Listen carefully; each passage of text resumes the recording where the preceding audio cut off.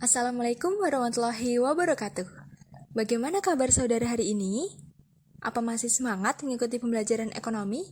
Semoga tetap semangat ya, karena saya, Namira Subatul Farohi, juga akan memberikan materi baru yang tentunya sangat dekat dengan kehidupan kita sehari-hari. Sebelum melanjutkan penjelasan, akan saya tampilkan cuplikan iklan yang berkaitan dengan materi hari ini. Dengarkan baik-baik ya. Cara gadai pandai, ya di Pegadaian. Mudah, cepat, aman, dan banyak fiturnya. Banyak fiturnya, beragam barang jaminan yang bisa diterima. Emas batangan, bisa. Perhiasan, bisa. Kendaraan, bisa. Barang elektronik, bisa. Saham dan obligasi, pasti bisa. Generasi pandai adalah generasi yang siap saat darurat. Generasi pandai pakai gadai di Pegadaian. Nah, jadi itu tadi merupakan iklan PT Pegadaian. Dari iklan tersebut, apa saudara bisa menebak PT Pegadaian termasuk perusahaan jenis apa? Apakah perusahaan dagang, perusahaan manufaktur, atau perusahaan jasa? Jadi, PT Pegadaian merupakan salah satu contoh dari perusahaan jasa. Nah, hal ini berkaitan dengan materi yang akan saya jelaskan, yaitu mengenai karakteristik perusahaan jasa.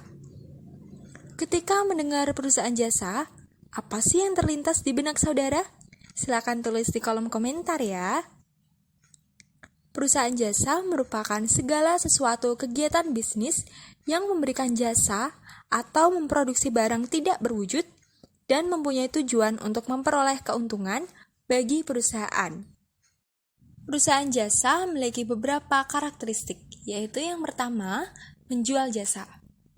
Menjual jasa biasanya tidak membuat sebuah produk pada perusahaannya, tetapi perusahaan yang menawarkan pelayanan yang bisa dimanfaatkan dan dibutuhkan konsumen. Seperti contoh adalah di perusahaan Pegadaian tadi, merupakan perusahaan yang memberikan pelayanan pinjaman dan pelayanan penitipan barang. Yang kedua, tidak ada produk fisik. Perusahaan tidak menjual produk dalam bentuk fisik, tetapi manfaatnya bisa dirasakan oleh konsumen. Yang ketiga, hasil produk jasa tidak dapat disamakan.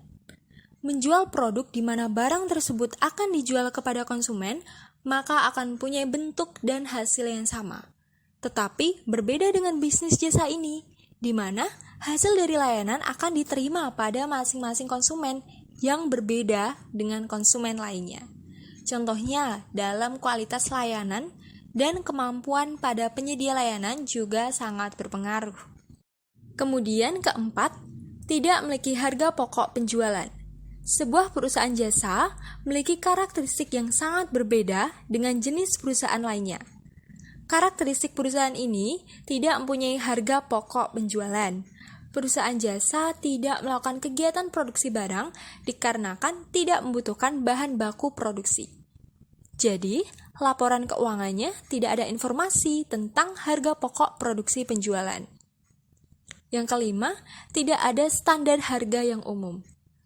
Kebutuhan konsumen ataupun pelanggan biasanya selalu berbeda tergantung keinginannya. Harga jasa tidak bisa distandarkan secara umum, harus disesuaikan dengan kebutuhan dari konsumennya. Yang keenam, tidak ada kepemilikan.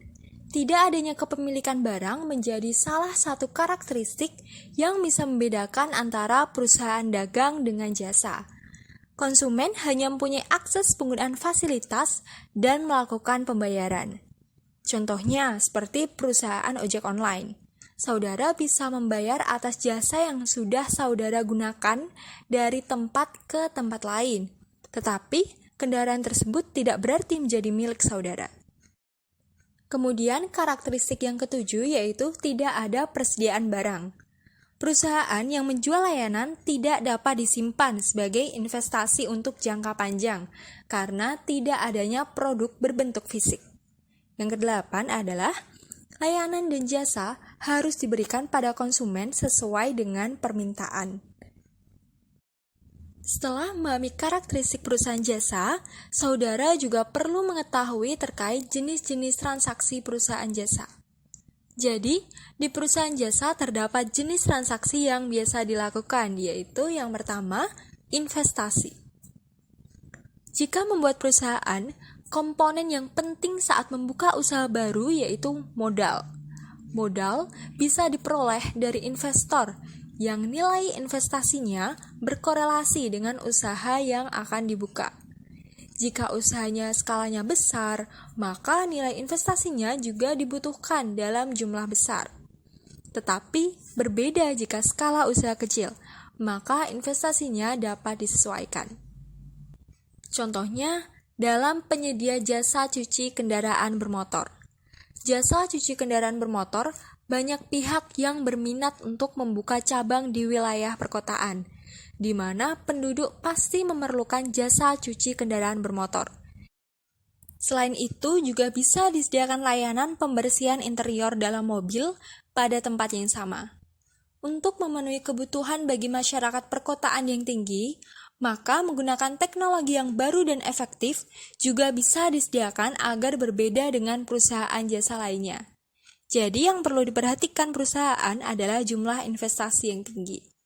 Bisa dipastikan bahwa perlunya catatan investasi dengan baik di perusahaan itu. Yang kedua adalah pembelian.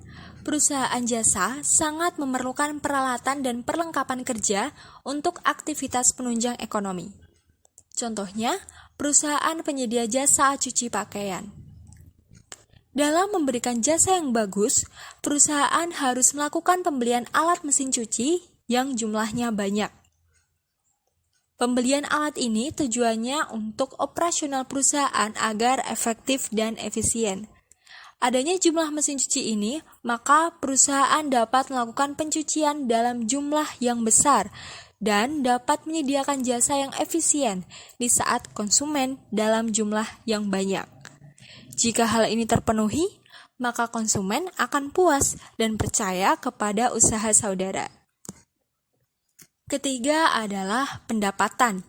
Untuk memperoleh pendapatan maksimal, perusahaan akan berusaha menyediakan jasa yang terbaik untuk konsumennya. Pendapatan akan digunakan untuk kebutuhan operasional perusahaan.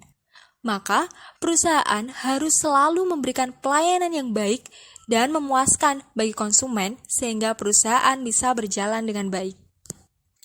Transaksi yang keempat adalah pembayaran. Jika saudara memulai usaha, tentu yang diperlukan tidak hanya perlengkapan ataupun peralatan yang terbaru, tetapi juga harus adanya komponen penting seperti pembayaran sewa tempat, listrik, internet, dan telepon yang sangat mempengaruhi layanan jasa yang ditawarkan. Misalnya, pada sebuah penyedia jasa pencucian pakaian hanya bisa mengoperasikan mesin cuci jika ada aliran listrik.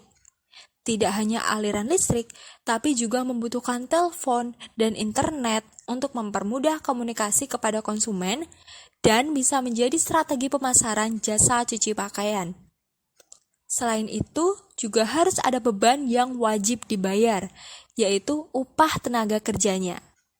Upah tenaga kerja sama dengan ketiga komponen yang sudah kita bahas di atas, yaitu harus dibayarkan setiap bulan. Jika dibayangkan, bagaimana ya jika ada beban wajib yang tidak dibayarkan? Hal tersebut tentu akan sangat menghambat aktivitas perusahaan dan tentunya akan mempengaruhi kualitas layanan. Semakin tinggi dan banyaknya kebutuhan masyarakat dalam perusahaan jasa, maka membuat adanya keberagaman jenis dalam perusahaan jasa. Berikut ini contoh yang biasa ditemui di lingkungan saudara. Yang pertama adalah jasa transportasi. Salah satu contoh perusahaan jasa yaitu jasa transportasi, merupakan sarana yang tidak bisa kita pisahkan dari kehidupan masyarakat. Kegiatan manusia yang mengharuskan berpindah dari satu tempat ke tempat lain untuk melakukan kegiatan ataupun aktivitas sangat membutuhkan transportasi. Alat transportasi ini biasanya terdiri dari darat, laut, dan transportasi udara. Kedua adalah jasa medis dan kesehatan. Perusahaan jasa yang bergerak pada bidang kesehatan menawarkan pelayanan jasa kesehatan. Pelayanan yang diberikan bisa berupa kemampuan pengobatan dan fasilitas.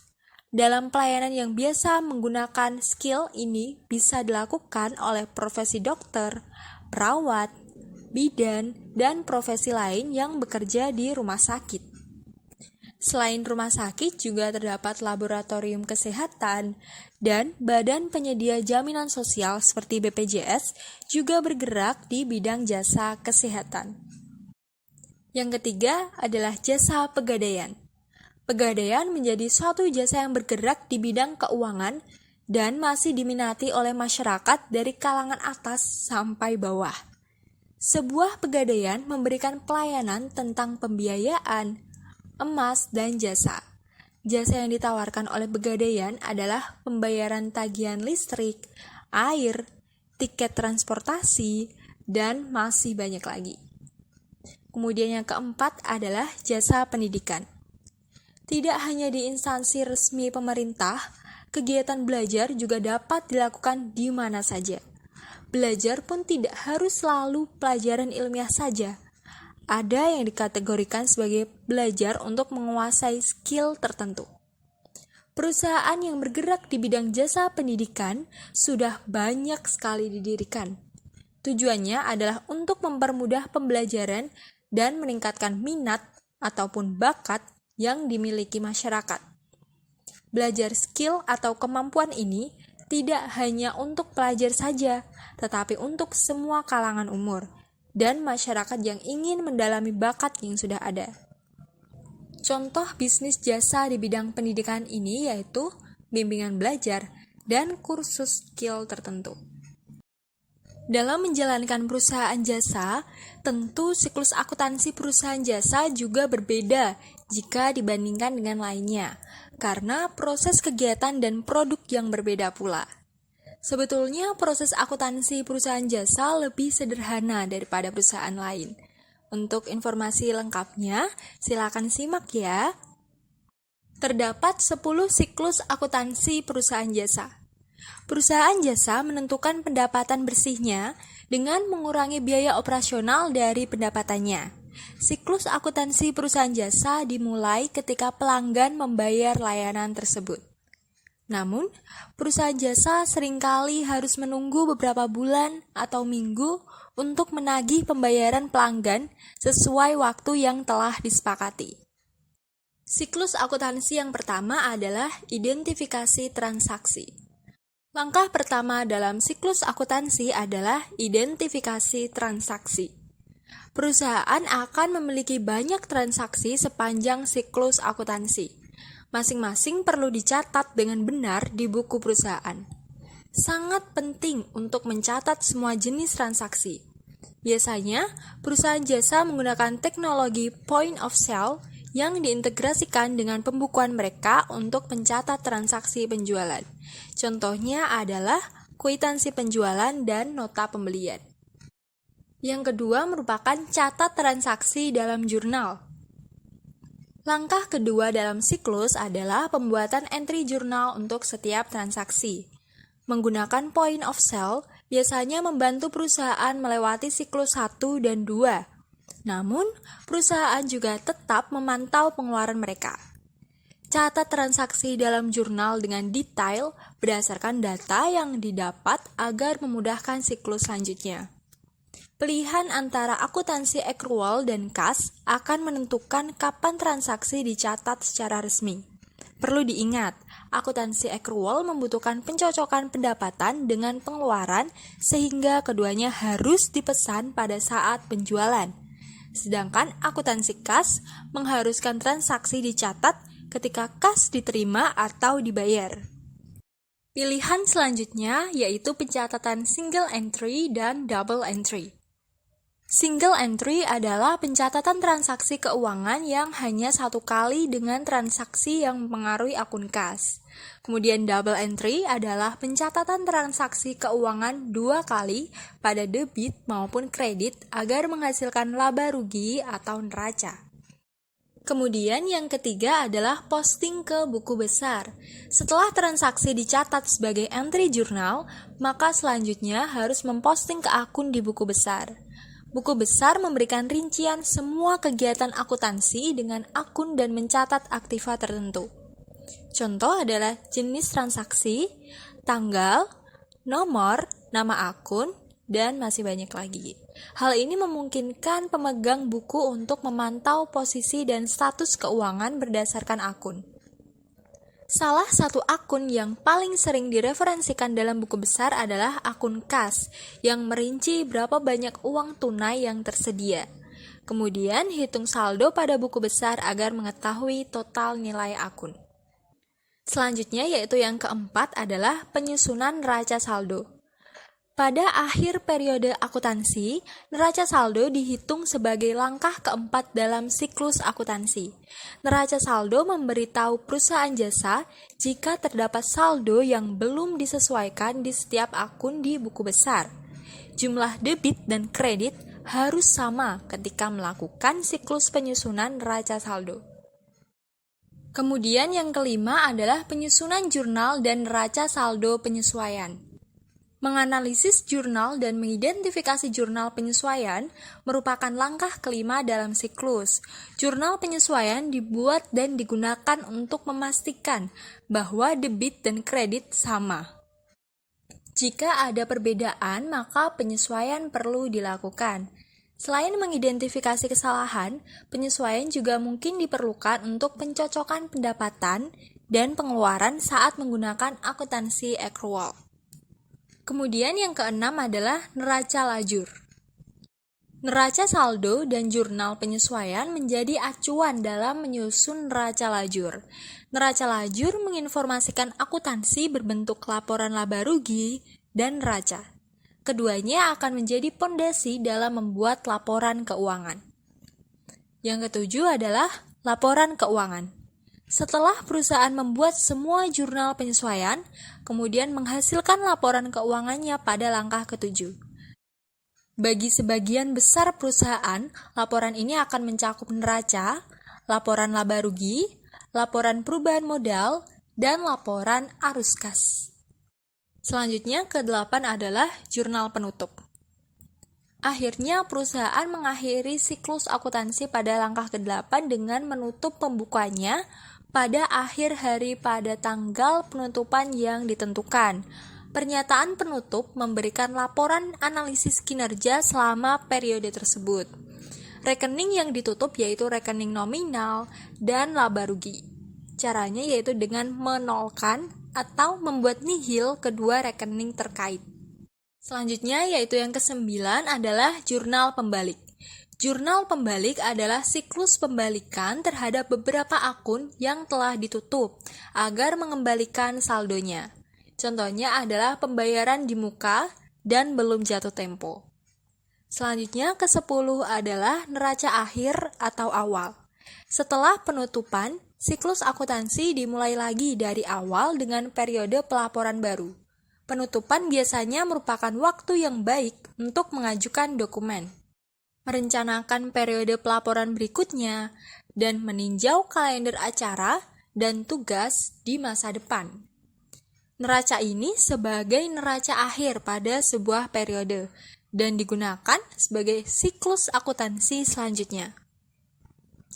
Dari yang telah dijelaskan dapat ditarik kesimpulan bahwa perusahaan jasa tidak menghasilkan produk yang dapat dilihat dan disentuh. Konsumen hanya bisa merasakan kemudahan dan kenyamanan setelah menggunakan jasa. Selain itu, tidak ada harga pokok penjualan dan harga umum pada produk yang ditawarkan. Jenis transaksinya dapat berupa investasi, pembelian, pendapatan, dan pembayaran. Contoh bisnis jasa yang sering kita temui antara lain transportasi, kesehatan, pegadaian, dan pendidikan. Pada perusahaan jasa, pasti kepuasan pelanggan ataupun konsumen pada pelayanan sangat diperlukan. Dengan memberikan layanan terbaik kepada konsumen, maka konsumen akan merasa puas atas jasa yang diberikan. Jika saudara sudah dapat memutuskan ingin membuat wirausaha di bidang jasa, maka saudara juga harus memikirkan tentang manajemen ataupun pengelolaan laporan keuangan perusahaan. Akuntansi perusahaan jasa memang berbeda dengan perusahaan lain. Bahkan antar perusahaan jasa sendiri bisa menghasilkan pencatatan yang berbeda. Hal ini tergantung pada ruang lingkup dan skala operasional perusahaan. Sehingga perlu diingat dan dipahami dengan betul setiap jenis transaksi agar terhindar dari kesalahan dalam pencatatan akuntansi. Baik, sekian penjelasan mengenai perusahaan jasa dari saya. Terima kasih banyak atas perhatiannya. Semoga pengetahuan ini dapat bermanfaat bagi kita semua. Wassalamualaikum warahmatullahi wabarakatuh.